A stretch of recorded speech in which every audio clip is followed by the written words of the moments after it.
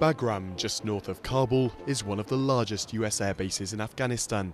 Human rights groups say its jails are also where hundreds of terror suspects are being tortured and abused. Hamidullah was 14 years old when his family says he disappeared from his native Pakistan. A year later, they found out he was in Bagram. His mother has hardly eaten anything for the past 3 years, and she now also suffers from diabetes. His grandmother died from the grief. Human rights lawyers are petitioning the Pakistani government on its involvement. They say Pakistan has illegally handed over its nationals, including Hamidullah, to US forces over the border. And they allege the detainees are held uncharged for indefinite periods of time and with no access to legal counsel. The same accusations levelled against Guantanamo Bay, the American-run military prison in Cuba. Bagram is kind of the forgotten place. It hasn't gotten the kind of press that needs to be there.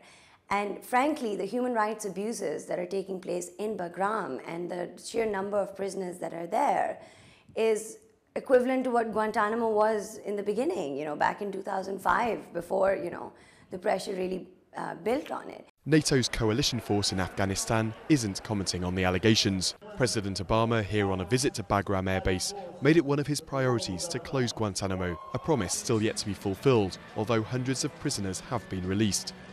But observers say Bagram, its jails and its prisoners are likely to stay despite the withdrawal of US troops from Afghanistan.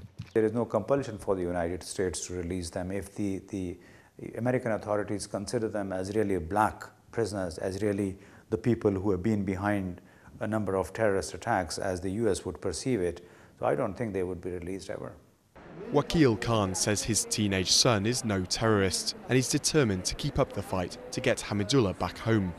But he knows he needs the world's attention to fall on Bagram before he has any real hope of success.